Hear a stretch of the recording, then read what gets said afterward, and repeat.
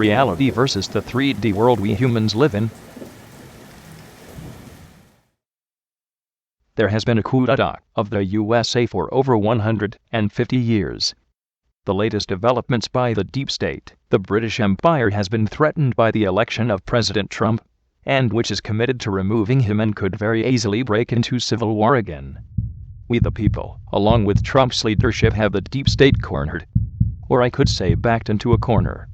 The last paragraph, with its assertion of the British Empire, means we need to talk about the empire of the city, DC, London, Vatican City. His is a very simple explanation of the New World Order. British, the square mile, is the money. The Vatican is the spiritual. And the British use United States military to enforce. Explaining the three districts so the common person can understand how they have been controlled and influenced secretly. Don't fear or hate it, be awake and aware, and use it for good. Make better choices. Awaken and be more aware. There's no time for karma and people are waking up. Remember, don't fight against things, bring forth and focus on what you want. Everything is connected. Energy flows where focus goes. Love, light, laughter, kindness, creativity, and abundance for always, always. The con of the Constitution was veiled. Few would perceive or even suspect what was truly behind the reason given for popular consumption to form a more perfect union, and had the Articles of Confederation. If not for the insisted upon Protestant Bill of Rights, liberty would have perished that day. 60 years later, when the secession movement swept the South, threatening the Empire's DC power center in the New World, the election leading up to the Civil War had one candidate who stumped vociferously for preserving the Union. DC flag, the Empire did not want to lose its foothold for total control in the New World, so stealthily backed the unwitting Abraham Lincoln, who was pressured to keep his pledge to preserve the Union at any cost, even the cost of the lives of hundreds of thousands of America's fathers and sons. After the war, when Lincoln had turned his back on the money powers and genuinely sought to restore the South to equal footing and original intent of the Union, he had outlived his usefulness. The post-war, post-assassination era was just the time of crisis that the Empire needed to mold America into an image more to its liking. The first giant leap in the takeover of the free nation had just succeeded. With the consequent reconstruction, the 14th Amendment and the Act of 1871, America would never be the same. Read more here. Empire of the City, the unholy trinity that rules the world. They became desperate beginning with the election of President Trump. Now they are really desperate since they are cornered and the possibility of hundreds of them being arrested and tried for treason. The deep state has been trying to impeach President Trump ever since he was elected. They are pissed that he got elected, now trying to remove him. First it was the Russian hoax they tried to pin on President Trump. Now it is Ukraine Gate. Now the deep state's problem is that we the people and President Trump know what they are up to. They tried to hinge an impeachment inquiry around a phone call the president made to the Ukraine. In the call, President Trump asked Ukraine about American corruption in the Ukraine. We the people now know that the corruption is and was much more than the deep state wanted us to see.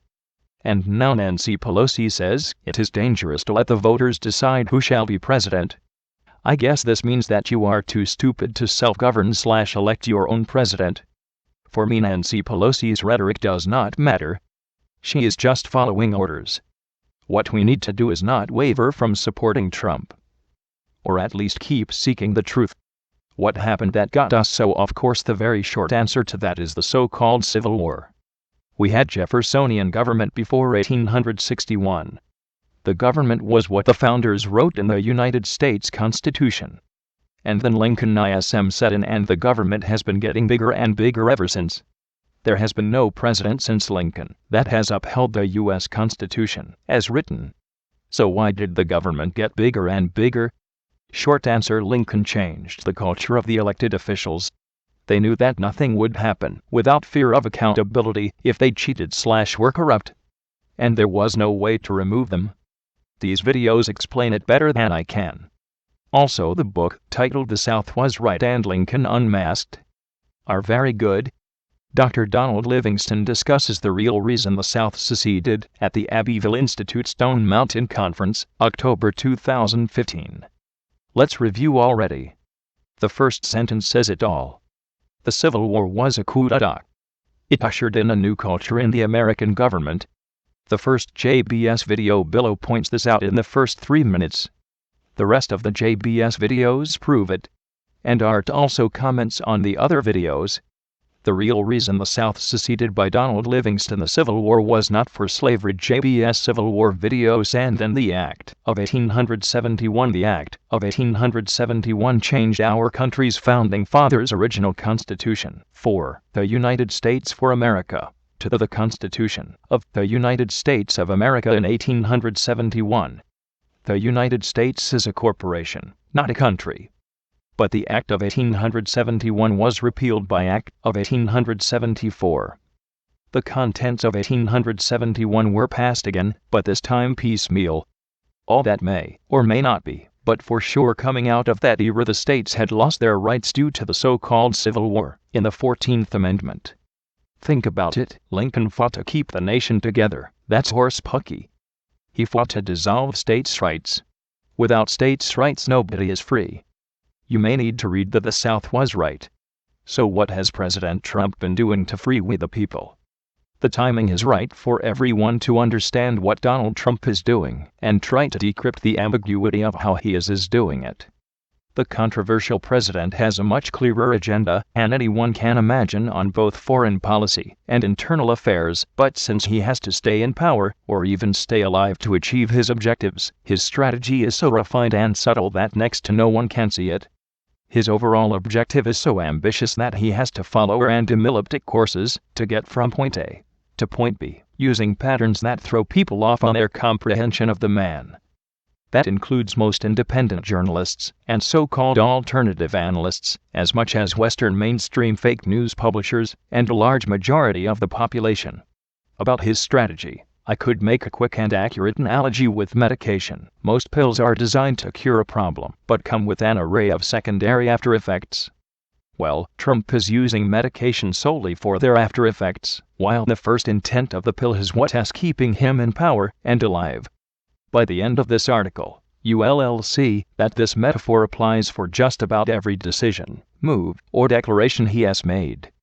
Once you understand what Trump is about, you'll be able to appreciate the extraordinary presidency he is conducting, like no predecessor ever came close to match.